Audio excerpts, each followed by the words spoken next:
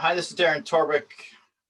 We'll just wait one more second before we get started here. We'll see if any more participants roll in. Get started in a second.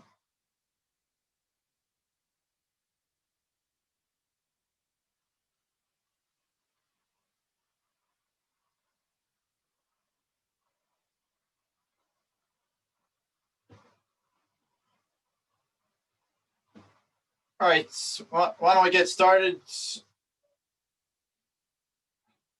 Appreciate everybody's attendance today at the conference. Welcome everybody. My name is Darren Torbick. Recently with the Texas A&M Transportation Institute. Formerly worked at MRI Global for a number of years. Been doing research in highway safety, highway design for quite a few years. Today's session is update on the HSM2. So hopefully everybody's in the right session. I'll be moderating the session and also giving a presentation, giving the second presentation. The sessions with the Highway Safety Manual. The Highway Safety Manual was first published in 2010, and almost just a year or two afterwards, AASHTO and TRB set forth a plan to identify new research that should be conducted for the second edition of the Highway Safety Manual. There have been a number of NCHRP projects that have been conducted and are still undergoing or ongoing to develop new material for the HSM2. And we'll be hearing about 3 projects that are still ongoing, close to finishing up, that are looking to expand the scope and quality of the Highway Safety Manual. We have Dr. Raghavan Srinivasan from the University of North Carolina Highway Safety Research Center, and Dr. RJ Porter from VHB, who'll be giving presentations today. I consider them 2 of the best researchers in the country, so excited to hear from them today. So with that, I will, Srini is going to give the first presentation on update of crash modification factors for the Highway Safety Manual. Srini is a senior transportation research engineer at HSRC. He's got 25 years of experience in research, and he's currently involved in a number of TRB committees. So Srini, all yours. Thank you, Darren. Let me share my screen.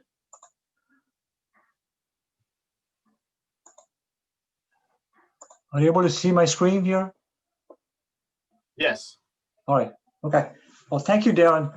And thank you for inviting me to present in this conference. So I'm going to be talking about an NCHRP project that has been going on for many years and expected to be completed in the next few months. And the project is update of crash modification factors for the Highway Safety Manual, NCHRP 1772. I'm the principal investigator. As Darren said, I'm from the UNC Highway Safety Research Center. Now the objectives, this project started a few years ago with a set of objectives. So I'm calling these original objectives. So they were to assess existing process for identifying CMFs, crash modification factors for including in the Highway Safety Manual, develop proposed revisions to the criteria and process. So the first one I'm talking about is the existing process, what is used in the first edition. And then apply the revised evaluation criteria and develop a list of CMS for the second edition of the HSM. But since then, the scope of this effort has been modified twice to add, for example, do something called a single state calibration that I'll talk about, and also try to develop some CMFs for roadside hazards or roadside facilities. Okay, so the project team, so this project is being led by UNC Highway Safety Research Center, and we've had some, many staff who have been involved in this project, but at the moment it's me and my colleague Taha Salim, and with VHB, it's Frank Rose, Scott Himes, Stan Lee, and RJ Porter. From Prasad and Lyon, Bhagwan Prasad and Craig Lyon, and Kittleson Associates from Jim Bonison and Erin Ferguson. It's a two-phase approach. The first phase that was completed about 3 or 4 years ago had 6 tasks. And the first task was to review the inclusion criteria for CMFs that were used for the first edition of the HSM, review the CMF clearinghouse star rating system. The CMF clearinghouse star rating system was developed in 2009 when the clearinghouse was established. Determine user preferences and practices. Develop recommendations how CMFs may be incorporated in the second edition of the HSM. Develop an interim report and have an interim meeting to discuss the interim report. And the second phase has the one that's had many changes. You see the some tasks here that are not in bold and some in bold. And the ones in bold are due to additions and changes that have happened in the last few years. So task 7 was to review existing CMFs. First, we started with a particular group, and then we expanded this to all CMFs that are available in the clearinghouse. That was an additional addition. And then assemble the CMFs to be recommended for incorporation in the second edition of the HSM. Task 8A, B, C, D, and E are additions that happened along the way. And some of them were to support recently completed NCHRP project. One project, for example, is NCHRP 1762 that developed prediction models for a variety of facility types, but that project didn't develop any SPF adjustment factors, so we were asked to do that.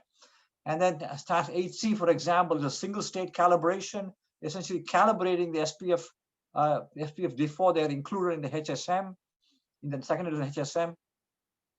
Validation of the combination of the SPF and SBS adjustment factors. I'll touch on that a little bit. Then develop CMF for rotate characteristics. That's another task that was added. And then the original task 9 was to conduct a CMF gap analysis so that FHWA or NCHRP can make an assessment of what CMFs could be, need to be developed in the future. Task 10 is develop guidance for practitioner use. This would form part D of the second edition of HSM. Develop a standalone document describe the inclusion criteria, and develop the final report on other documents. Okay, the first 2 tasks was to review existing procedures for assessing CMF quality. We reviewed some procedures that was done from an earlier NCHRP project, 1725, the inclusion process in the first edition, the CMF clearinghouse star rating procedure, and there's a procedure developed by Rune Elwick a few years ago. And when we are doing these, one of the things we are looking for, what were the factors that were used to assess the quality of a CMF? For example, the study design, the sample size, whether the CMF was statistically different from 1.0. All those factors are ones that we were looking to see how we can incorporate them in a revised CMF rating procedure.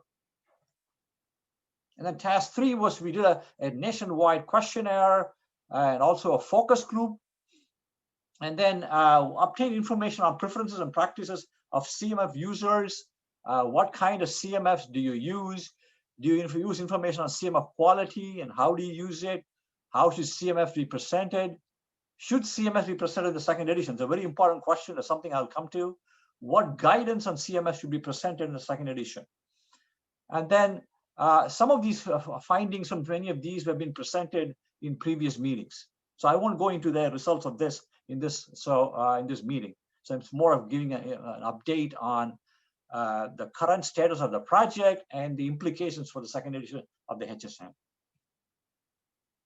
So now to the current CMF clearinghouse rating procedures. It has 5 factors that are used: the study design, sample size, standard error, potential bias, and data source.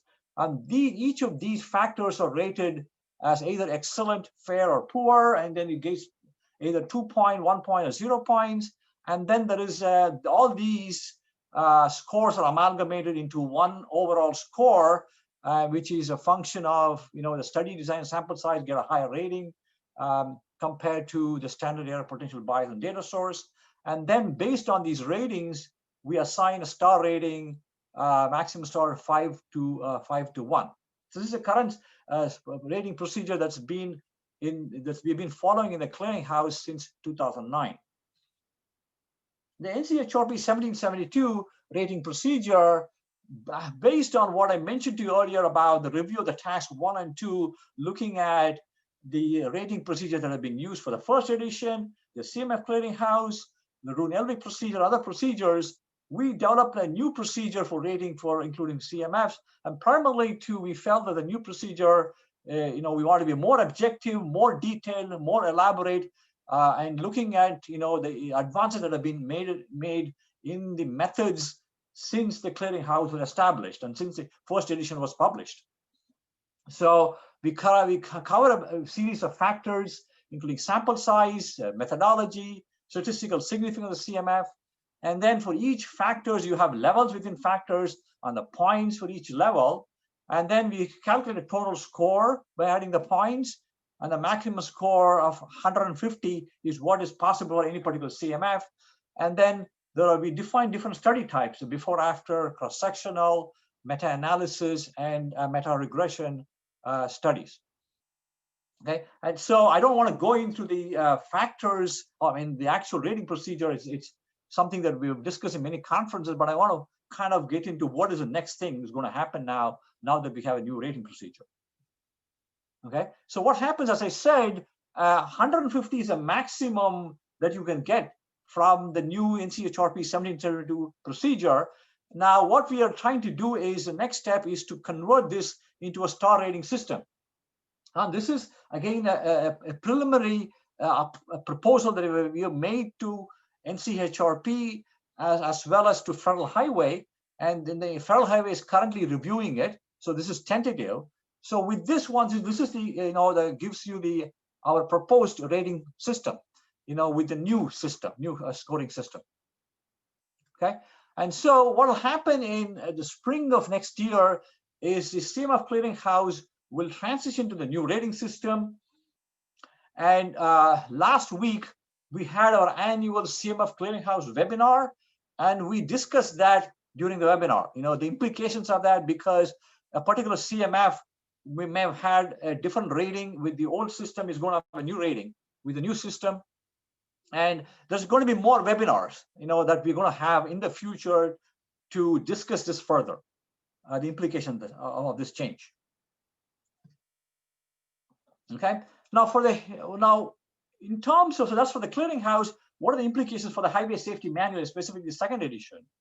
Now, Part D in the first edition, if some of you are familiar with the first edition, include a series of CMFs for many treatments. Now, the decision has been made here that the Part D of the second edition will not include CMFs, but all the CMFs will be in the CMF clearinghouse. But Part D will include guidance, and on the next slide, we'll talk about the outline for this guidance. And the question that's still being discussed is whether the clearinghouse should indicate if a particular CMF is HSM2 worthy. Okay, so the question is, initially when this project was envisioned, we actually, thought, okay, we're going to have a cutoff out of this 150. If the CMF got 100 or maybe 110 or something, we can say it is HSM2 worthy. And we had this discussion. We've had this discussion this summer, and there's still some debate about whether that's needed. For example, just having the star ratings, would that suffice? Instead of do we need to really have a HSM2 worthy cutoff point? That's still under discussion. Okay, so the Part D will include 4 chapters along with some appendices. Chapter 1 will include an introduction. Chapter 2 will be methods for selecting CMFs for practitioners. And chapter 3 is for how they can apply CMFs. And chapter 4 is mainly for researchers and practitioners who are involved in developing CMFs. We'll talk about methods for developing CMFs. And Appendix A will include the NCHRP 1772 rating system. Appendix B is what methods for adjusting CMFs to local conditions. And Appendix C is methods for combining multiple CMFs for the same countermeasure. Okay, so now that's about the Part D. Now to the other tasks from this NCHRP 1772 project. One thing that new task we were asked to do is to develop something called SPF adjustment factors for SPFs that were estimated in another project, NCHRP 1762. This project developed SPFs for many facility types, but did not develop the adjustment factors. Now, the SPF adjustment factors are same as the CMFs. We used CMFs in Part C in the first edition. They're going to be called SPF adjustment factors in the second edition. So we developed these adjustment factors based on a review of the CMF from the CMF clearinghouse, to match the base conditions in 1762, and that has been submitted to the panel for review. And the next thing that we are working on is something called a single state calibration of HSM SPFs. Now, for that, to understand that, we got to go back to what happened in the first edition.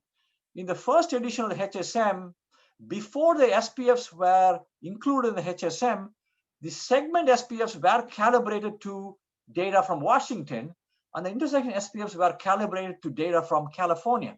And this was done so that the practitioners could do relative comparison of predictions from different facility types without doing a calibration. They cannot do actual comparison, but they do relative comparison. So the AASHTO thought there may be some value in conducting a similar exercise for the SPFs before that included the second edition. But of course, the challenge you have is in the second edition, you have a lot more facility types and prediction models. And so it becomes a much more challenging task to do this for the second edition. So what we have done so far for rural segments, we have calibrated data from Ohio, and we have submitted a report to the panel. For urban segments, we have calibrated data from North Carolina of course, this is one thing we have a challenge where we couldn't get data for all the facility types. So we could calibrate whatever we could. And this report is under internal review by the project team, but it will be sent to the panel before the end of the year. Intersections, the data are still being collected from North Carolina, but there are other states that we are simultaneously considering as well. So this one likely will be submitted to the panel sometime in spring, early spring, or I would say late winter, early spring of next year, about February, March of next year. Another activity addition that we undertook was to develop CMS for roadside characteristics. And again, you're going back to the first edition of the HSM.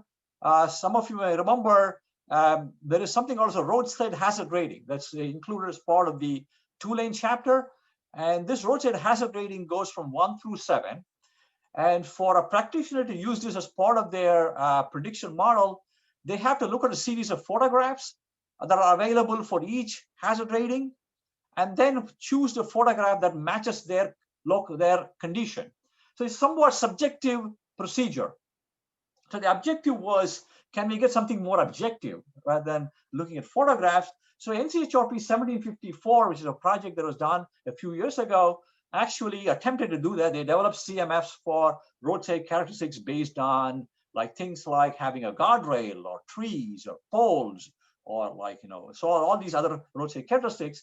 But the HSM AASHTO committee, when they reviewed the report, they found many inconsistencies in the results from 1754. So they asked the 1772 team to essentially, can you take the result from 1754 and some other projects and develop, a CMFs that could be included in the HSM? So we have done that, and that is still, I think, is under review. And I don't think a decision has been made to whether to include that in the HSM. It is probably something the next HSM2's production contractor was something that they would probably deal with this along with their panel to see whether that should be included in the second edition. So these are the things that have been added to our project. And the next thing that we have done is the CMF gap analysis that I mentioned in the beginning, so that the either Federal Highway or NCHRP can have make an assessment on what CMFs, what treatments need CMFs in the future. We have developed a draft report and under internal review within the project team and should be submitted to the panel pretty soon. The next step is to actually, in terms of the work, we have to complete the single state calibration for the intersections. That's a big major task to be completed, and then complete a final report that will be submitted to the panel in spring of next year. Thank you. That ends my presentation. Any questions that I can answer? Thanks, Srini. We'll see if there's any questions. That feel free to type your questions in the chat box. We'll take some questions. We'll wait for a minute or two, see if anybody has any questions. I guess, Srini, I'll ask you a question. I mean, right now, you alluded to the new CMF rating system and whether there's going to be sort of CMS that are identified as HSM worthy. I mean, right. You said that's under discussion. Do you have any sense of which way that's leaning towards, one way or the other at the moment? No, I don't. I mean, I think in the beginning, it was almost like we are going to have a cutoff. That was something like almost like in the beginning, it was one of our charters to come up with a cutoff value. But what's happening is the fact that we're going to come up with star ratings, right, that are going to be based on this. And when we had these discussions with the panel, as well as with like an AASHTO task force that included members from the Highway Safety Performance Committee and other committees, it's still under debate, and there's some difference of opinion, I should say. There are some people who feel that we should come up with a cutoff value. Others who feel that people can use the star ratings, to make their own judgment on whether a CMF is something that's appropriate for their application, for a local jurisdiction or for a state. Okay. Here's a question. How has it been decided which factors are going to be CMFs as opposed to AFs, adjustment factors, in the new edition? Yeah, so that's, so what you have is, there are many projects, as the person who raised the question might know, there are many projects that have contributed to the contributing second edition Highway Safety Manual. Some projects develop their own adjustment factors, and then Darren or maybe RJ can even talk about how they use, they have their own projects. Some of them use CMFs from the clearinghouse. Some of them probably develop them using crash prediction models or cross-sectional methods. So they're coming from different sources. I think some projects made their own judgment. In 1762, that project didn't develop SPF adjustment factors, so we had to develop them from other sources. And it was not based on any elaborate data analysis. It was identifying CMF that we felt were appropriate for the base conditions for those models. So that's how we developed them in our project. Yeah, so I guess from the way I view it is the adjustment factors are those treatments, modification factors that are being specifically applied to the models in HSM Part C. And then any other sort of higher level worthy crash modification factors are still being termed crash modification factors, or CMFs. Right. I see another question here. What is the NCHRP report number that was mentioned regarding the new CMF ratings? So we see this project, NCHRP 1772. We don't have that project. This project is not completed yet, so we don't have a report number yet. The project number is 17-72. The CMF clearinghouse, we had a webinar last week. If you go to the CMF clearinghouse website, you have the slides and the videos that should be available from that meeting. That has some more details about this new rating system that I couldn't present because I was trying to cover a lot of material. So I hope that answered that question.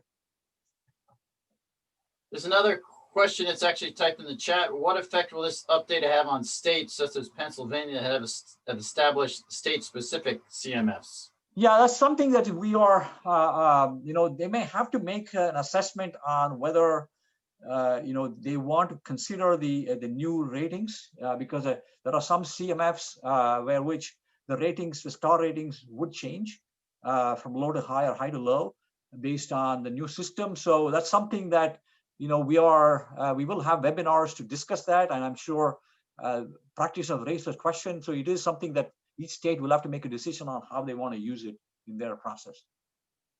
Right. So I'm going to cut off the questions for that. Thanks, Srini. Srini, I guess if you can maybe type in some answers to other questions, remaining questions in the question and answer box, that'd be appreciated. Okay. With that, I'm going to take over controls, and Srini, I guess maybe if you can exit out on your end. Yeah. Oh, okay. Sorry about that. It's fine. Up share. Right.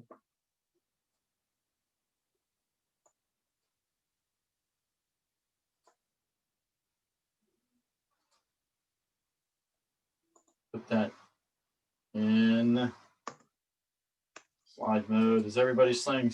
Okay. All right. So I will be giving the next presentation here on developing pedestrian and bicycle safety performance functions for the Highway Safety Manual.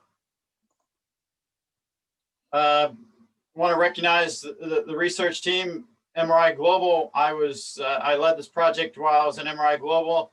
I'm still leading it now at TTI. We also have the Larson Institute at Penn State, Safe Trek at California, Berkeley, and have a consultant out of New Zealand as well as part of the research team.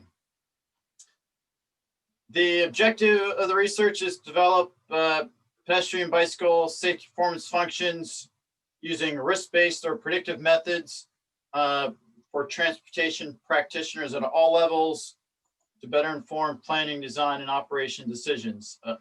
The scope, we want to develop bike and pedestrian SPS for both roadway segments and intersections and rural and urban areas. We have 3 work plans that we are working on, and they're sort of in different stages of progress. So, and I'll go over each of these in some level of detail. Work plan A is to develop pedestrian bicycle safety performance functions using available exposure data. Exposure data being any bicycle and pedestrian exposure data. Our work plan B is develop and test an alternative risk-based approach to pedestrian bicycle crash prediction based upon the road assessment program. You have the US RAP or IRAP models, and basically taking those IRAP models, modifying them, adjusting them to more US conditions and more appropriate for use in the Highway Safety Manual. And then work plan B or C is develop risk-based models for pedestrians and bicycles based on crash data in the absence of pedestrian and bicycle volume data. So I'll go over each of these 3 work plans. So with work plan A, developing bike and ped SPS using available exposure data, we focused on developing SPFs for roadway segments and intersections and urban areas. Basically, this is where in urban areas, this is where you're going to have the most reliable bike and ped count programs. And so we've focused on, for this work plan, urban areas. We've gone out and collected inventory, traffic volume, bike and ped volumes, and crash data in 2 cities, Minneapolis and Philadelphia. We selected these 2 cities because we felt these 2 cities had the most highest number of locations where both bike and ped counts were available.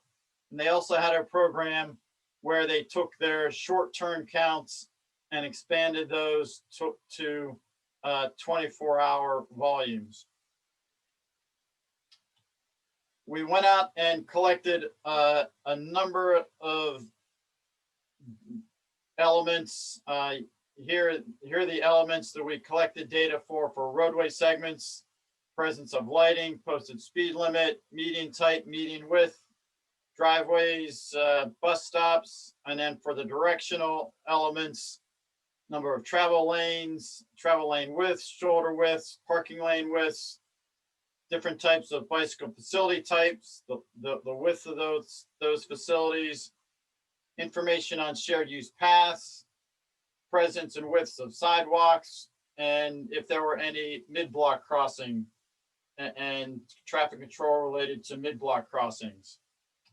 For intersections, we collected data on number of legs, type of traffic control, presence of lighting, flashing beacons, whether it was a school zone, alcohol establishments, number of bus stops in the area near the intersection.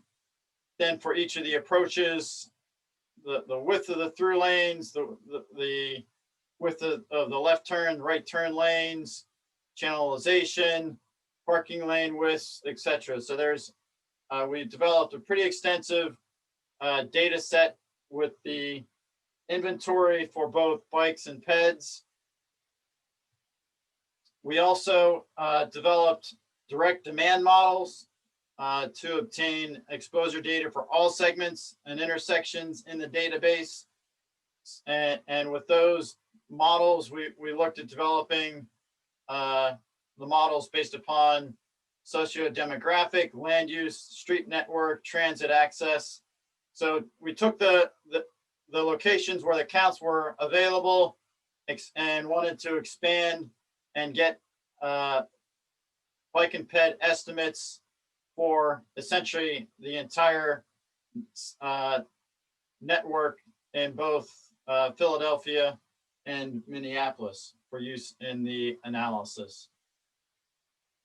Here's with the final direct demand models in estimating ped volumes, that it was factors included population, walk, commute, and mode share, percent of population with college degree, land use. You can see that the various factors that were included in the final models to predict ped volumes and bike volumes. So with the models, in developing the models, we expect the model structure for the SPS will be consistent with the sort of the current methodology in chapter 12 of the HSM, where you predict a motor vehicle crashes separately from bicycle and pedestrian crashes. You've got a safety performance function that you applied crash modification factors, now adjustment factors to the base condition of the safety performance function. For the bike and ped SPS, we anticipate that the models will include an exposure level for motor vehicle traffic, and then also an exposure level for the mode, whether it be an average daily volume for pedestrians or bicyclists. We do plan to use negative binomial regression to estimate the SPS. And we'll have a similar structure for intersections. The first approach would be looking to include factors for major and minor road volumes in the model.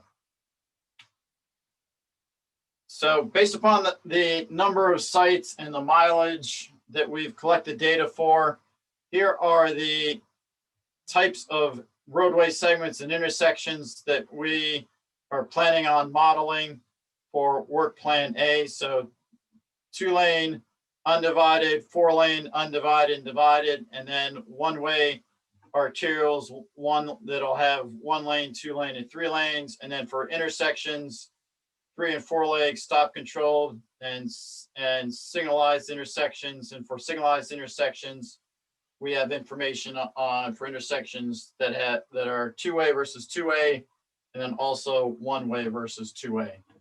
So looking to develop models for each of these facility types.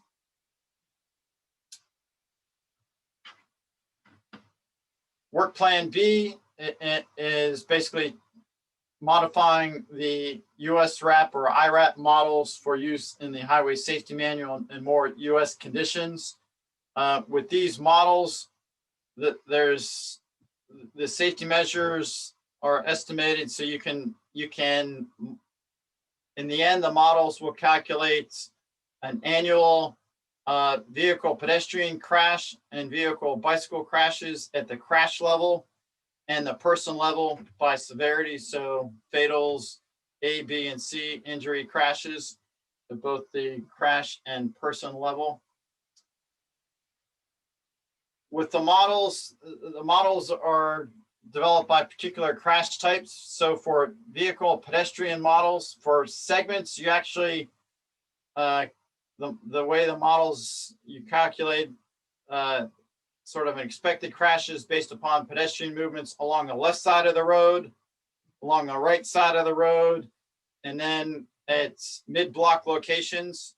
And there can be a number of mid-block locations. It can range from 0 up into, I guess there's no real upper limit, but it includes mid-block crossings as well.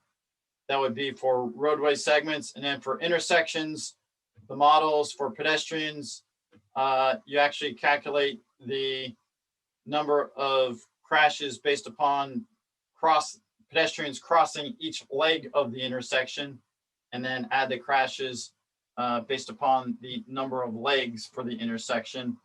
And then for bicycle models, there's models for roadway segments. You calculate it based upon movements along bicycle movements along the roadway, and then at intersections, bicycle movements through the intersection. So slightly different approach for both bikes and peds. The models, they're factors. There's factors that sort of are more analogous to safety performance functions, and those factors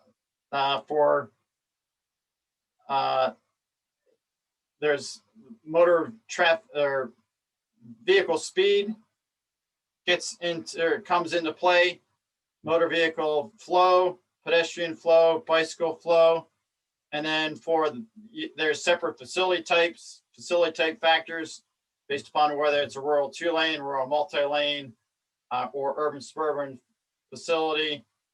And then you can have adjustment factors based upon proportion of severity levels and injuries. One note, the SPFs with the US RAP and IRAP models they're based upon published literature and not negative binomial regression models. So as a result, these procedures cannot be the EB procedures combining predicted crashes with observed crashes cannot be applied essentially because the SPFs don't have over dispersion parameters. So in applying these US RAP models, you would be really looking at predicted crashes versus expected crashes based upon an empirical Bayes procedure. In addition to the SPF portion of the models, there are portions that are more analogous to the crash modification factors or adjustment factors. And here are the various factors that are in the pedestrian models. So you take into consideration, have adjustment factors for presence of sidewalks, paved shoulders, presence of school zones, lane widths, curvature, percent grade, delineation, presence of rumble strips, parking, lighting. You can see. So one of the I think appealing things with this procedure is that the number of adjustment factors and the type of adjustment factors that are incorporated into the pedestrian models, and also here the sort of adjustment factors for bicycles that are incorporated into the models. Similarly, so you've got the type of bicycle facility, the presence and width of paved shoulders, lane width, curvature, delineation, etc. So there are a number of factors that are included in the roadway segment models and also the intersection models. With this work plan B, we've written draft chapters for HSM Part C. So chapters 10, 11, and 12. We are definitely recommending use of the sort of the US RAP methodology for HSM2 for chapters 10 and 11, the rural chapters for 2-lane and rural multi-lane highways. For chapter 12, urban suburban arterials, we've developed the methodology, but at this point, we haven't made a decision on whether the models from work plan A will be recommended and approach the models from work plan B or some hybrid of the two. And it'll really come down, we've got to find out what the final models are for work plan A before we make a decision on our approach to chapter 12 and recommended methodology for chapter 12. Work plan C is the final output from work plan C will essentially be a model or methodology to calculate a risk score or a severity index to estimate pedestrian bicycle safety performance based upon the presence or absence of contributing factors.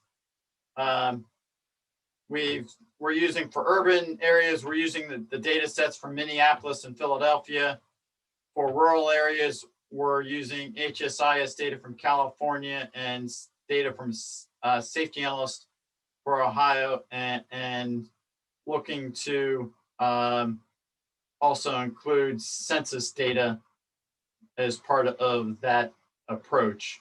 The results from work plan C could be incorporated either into work plan B or HSM Part B and or C.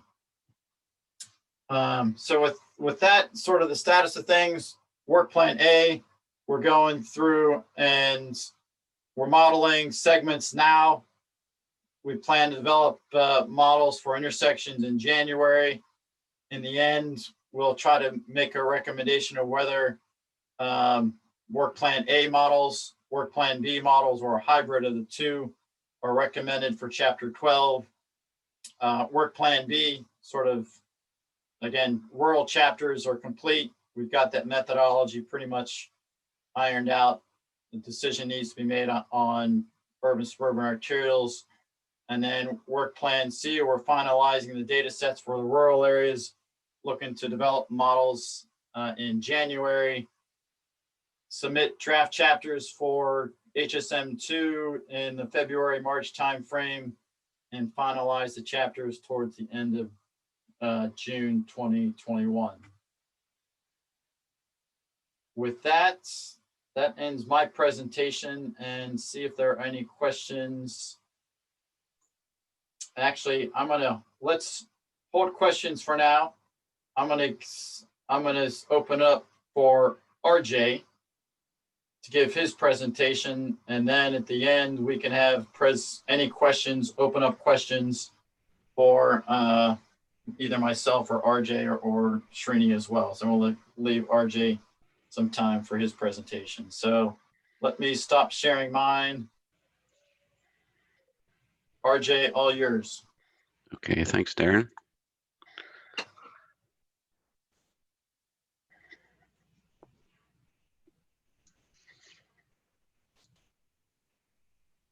And are the slides showing okay there? Yes, very good. All right, thanks, Darren, and thanks everybody for being here. It's great to be at the Penn State conference, always one of the best conferences in the country. So happy to be here to give you an overview of a ongoing, nearly completed project we have. Again, similar to these other projects in the session, that's being creating content that will be considered for the second edition of the Highway Safety Manual.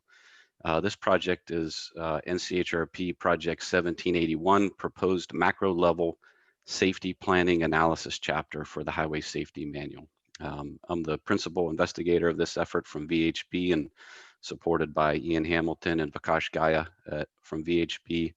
And then we also have support from our subcontractors, Prasad and Lion and SEMA. Let me provide a little bit of background on macro level models first. For those of you that have used methods in the HSM, as you know, for various methods, if you're interested in estimating how many crashes are going to occur, what their severity is going to be, what type of crashes are going to occur, the fundamental unit of analysis in the Highway Safety Manual is a site.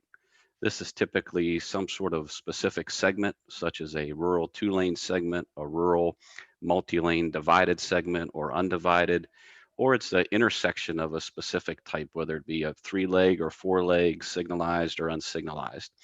HSM users that use the methods could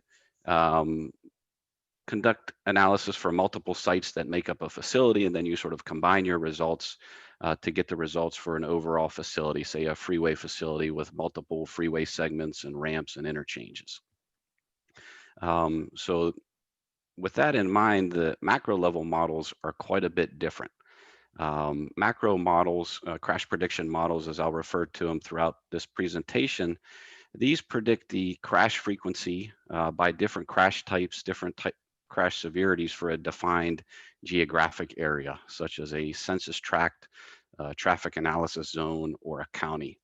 And so the predictor variables, the predictions are being made as a function of variables that classify those areas. And so maybe it's a basic area type classification or some information about the geography, maybe socioeconomics, land use, some way to characterize, say, the presence or type of different infrastructure that's present in that area, maybe some different area-wide operational characteristics or strategies if you can capture them at that sort of geographic area level. So quite a bit different.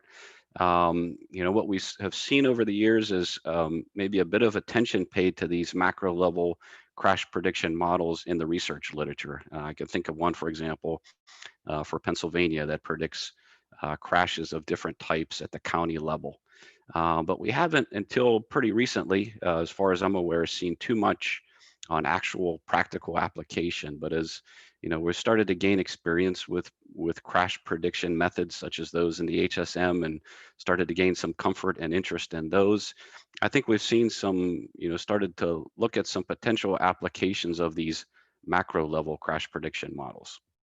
One is for something like setting safety targets or performance measures. And so, for example, looking into the future, maybe a safety program at a DOT, say without any safety investments, looking, say, 5-10 years in the road, what would be expected to happen as land use changes, as the economy changes, as traffic patterns change, that are, say, somewhat outside of the control. What would be expected to happen to the number of crashes? What's that projection going to be? And then from there, how might I impact that with implementation or of countermeasures or safety investments? What's going to be the safety impacts of, say, large-scale projects that result, again, in some land use changes in traffic patterns?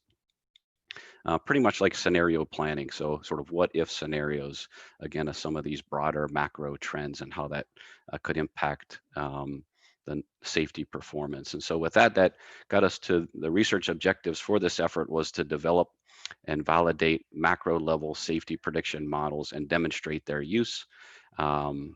Prepare a quantitative safety planning analysis chapter for consideration in the Highway Safety Manual that would describe these models and how to apply them and interpret them, and develop a tool that would assist practitioners with implementation. And so we got quite a lot of research tasks that we've accomplished so far. There was a bit of information gathering and testing and developing the method, and we're right about at the end. Actually, this month we're submitting our draft final products. Our contract goes through the end of March of next year, where there'll be the various reviews of the products and revisions. A little bit about data collection. So we had a task where we reached out to practitioners from across the country, gathered input on how they might use these types of models, the types of characteristics that they hoped that they would have, types of variables that they were interested in. And as we were talking to them, gathered information about data, with our scope, we ended up collecting data from 5 different agencies that you see listed here. We had 2 state agencies where we collected data statewide, Illinois and Utah, and then 3 MPOs, Richmond, St. Louis, and Chicago. We were interested in a few things that could be a unique challenge to these macro level models from a data integration perspective. And so we utilized St. Louis to sort of demonstrate a multi-state data integration effort that would be required there. And then we wanted to see how models might work together, MPO models contained within a state. And so our sort of Chicago and Illinois selection met that curiosity. So we completed data integration at 2 geographic levels: traffic analysis zones and census boundaries. Variables that we considered spanned land use, socioeconomic and demographic variables, infrastructure, volumes, and transit. What we learned is not all agencies had readable access to traffic analysis zone definitions. Their traffic travel demand model may have been in development or under revision. We did some exploration where we found a lot of similarities in the models for census geographies and traffic analysis zones. Ultimately, we focused the modeling on census block group data sets that we had. There was, again, quite a bit of work on the data integration side and trying to achieve consistency in the variables that we had across agencies and the data quality. One thing that was of significant concern to our state panel overseeing this effort was, how do you handle crashes, roadway facilities that occur on the boundaries of these geographic zones? And so as you see here, census block group, for example, might be defined by, the boundaries might be defined by, say, a major facility, and you have crashes occurring on that facility that's on the boundary. You have characteristics of that facility. What zone do you assign that to? There was an earlier effort done quite a while ago that some folks felt struggled with this boundary issue, and so we gave this quite a bit of care in the first phase of the project and set up an experiment where we assigned boundary crashes to different zones in a variety of different ways. Same with facility type characteristics. Interestingly, there was some research coming out of Canada that kind of said it doesn't matter at this macro level. And sure enough, that is what we found. While there might be some small differences across the parameters that came out of these models, from a practical perspective and for predicting crashes at this macro level, we didn't see a lot of differences across methods on how you assign these boundary crashes and boundary facility type characteristics. And so our driver in the end was to have something that was simple to implement, practical to implement by agencies that made intuitive sense. And so what we ended up doing is, for crashes that occur along the boundaries, those are assigned, split and assigned randomly to the related zones making up that boundary. And then same thing with the facility types that particularly for divided facility types, this becomes an issue. Again, the characteristics of the divided facility types and undivided are divided or split between the zones that make up that particular boundary. And the advantage of this approach is that if you have this data set, you're implementing in practice, and you sum that data set across all your different zones, you end up with numbers that are consistent with your total numbers for your agency, say centerline miles or VMT and so forth. So with that, that's how we gathered and collected the data. We ended up developing models, again, for those 3 MPOs and 2 states. We developed the models individually for each of the agencies. We were, again, looking for a lot of stability in the types of relationships that we saw across agencies, some good again, sort of reliable variables that we can depend on, that appeared to display some consistency across these agencies. And then we would develop models with one of the agencies, test the how well it predicted for another agency's data. And then we sort of progressed through that process. We pooled the models for 2 agencies, saw how it predicted on the third. And as we continued to gain confidence in the predictions of the models, eventually pooled all of the MPO sites and all of the state sites together. I will say there's some interesting modeling challenges when you're modeling at this spatial level. When you have zones that border each other, there could be some unknown things that spill over into neighboring zones. And so quite a bit of the research literature focuses on that challenge. What we found is that a basic count regression model is very adequate and is the way to go for the highway safety manual models, but we provide some um, guidance, and we provide some demonstration of the use of Bayesian models in case an agency might be interested in sort of developing that type of complex model for their own agency and running it on top of their data as their data continues to update. That may be, again, a more complex approach, has some advantages, some disadvantages from the complexity side, but we do provide some description of that process. So again, our modeling was, we think, generally successful across the different MPOs and state sites. We did encounter some challenges when trying to create a valid MPO model that included Cook County, which is downtown Chicago.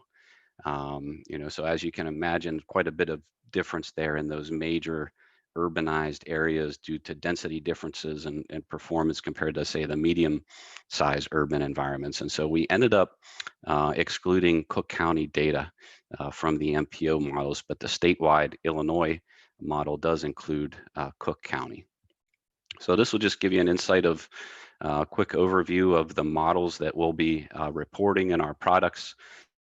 We have models that predict the number of pedestrian and bicyclist crashes at the census block group level, and then for different severities. And so the KA ped and bike crashes, and then the ped and bike crashes of all severities, the CABCO there.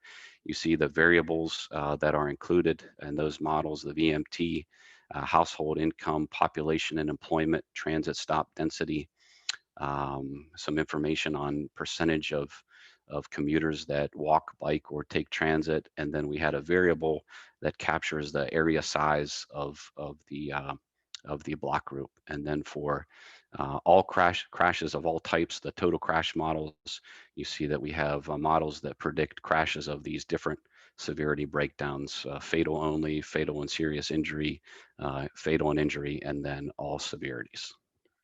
And then similarly, we have ped and bike and total crash models for the state models. Again, similar in terms of their severity breakdown, the ped and bike models for KA and CABCO, and then all of the severity breakdowns for the total crash models. With that, we're drafting an HSM chapter. It takes the form of the Part C chapters. It guides you sort of through step by step on how you gather the data, integrate the data, and apply the predictive model at this macro level. It does provide, I'd say, a little more background and context on how you might use these models than the other Part C chapters. We will be coordinating this with the second edition HSM panel. They're not quite sure where this chapter will fit in the HSM overall. So we're happy to do that coordination and make adjustments as needed. We do have an electronic tool that implements the models. It has a base tab for your sort of base conditions, and then an alternative tab where you could assess different types of alternative scenarios as a function of these variables. And then finally, we have a white paper that outlines a more comprehensive sort of future suite of tools that an agency might consider to implement these types of models. So for example, if they have, say, a more comprehensive safety data and management system, here's how you might integrate these macro level crash prediction models as part of your road safety management process.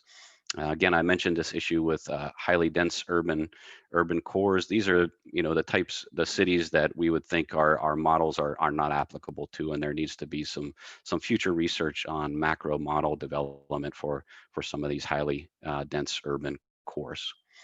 And so with that, I know we're just about hitting the time, so I'll conclude there and see if we have any questions. Thanks, RJ. And yeah, we'll open up for questions either for RJ and myself or Srini at the moment. So feel free to type in any questions.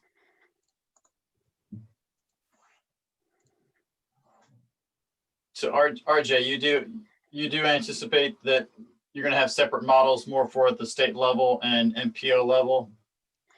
That's right. That's right. The HSM chapter, and then we'll have a user guide for the tool and the tool itself has those different model breakdowns for MPOs and then the separate models for the states. But the state models do include the entire state, including those MPO areas. Okay. And then you I guess you're thinking more this is more a part C chapter versus a part B chapter, or are you going back and forth? Well, we have gone back and forth. I'd say at the start of this project, we thought it was just going to be almost completely different than both. As we sort of developed this user guide and the HSM chapter in parallel, we felt that it made a lot of sense to follow the general outlines of the Part C chapters. However, we're doing some coordination with the HSM production panel.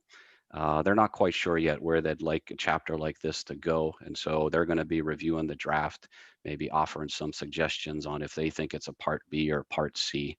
But since the models are so new, not a lot of experience with them yet, the Part C layout and sort of that step-by-step process, we think made a lot of sense for folks that want to just learn a little bit about the data side and then the model application side.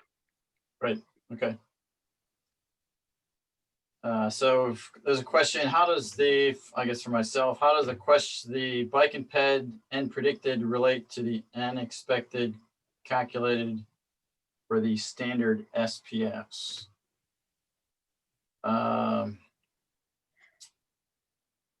So I guess just to be clear, the predicted is based upon SPFs, and expected is a combination of expected or predicted and observed crashes. So the expected, you're really combining the predicted and the observed crashes using the empirical Bayes methodology. So for the work plan A, if we have models from work plan A, those could be used with the empirical Bayes methodology to develop both predicted and expected crashes.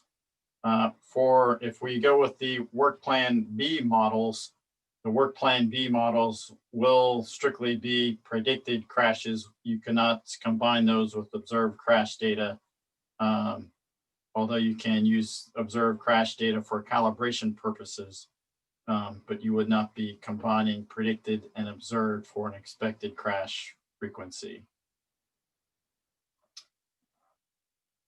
So another question, presumably Part C SPS include bike and ped crashes and total crashes. How do you integrate the new separate bike and ped SPFs outcome? So essentially in the calibration process, you have to calibrate the models in the absence of essentially removing the bike and ped crashes, and then in the end, you would have a separate safety performance function or prediction for bike and ped crashes. So you have to separate those two out, the bike and ped crashes out from the motor vehicle crashes.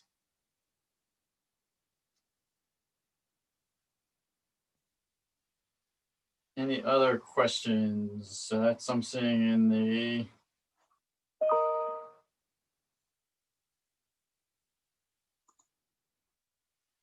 not seeing anything else typed in.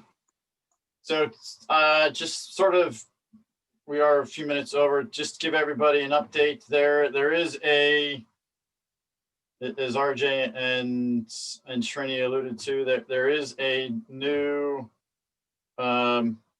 upcoming NCHRP project that for production of the HSM2.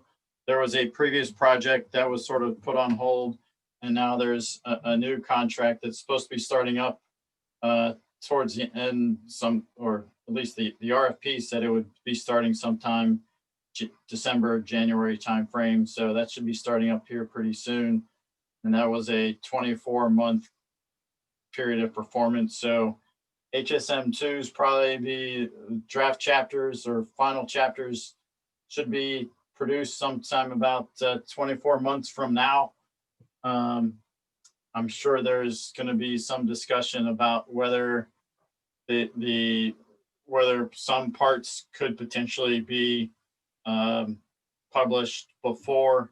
So based upon the availability and final products, so there's a chance the Part C chapters are probably going to take the longest to complete. So I'm sure there's going to be some discussion whether some publication of HSM parts A and B and potentially D could be published before C, but I'm sure that'll be some type of discussion as part of that contract.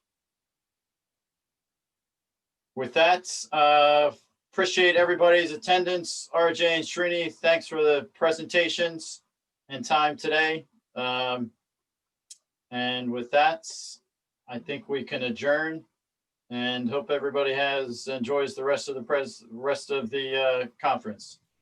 Thank you very much. Thank you.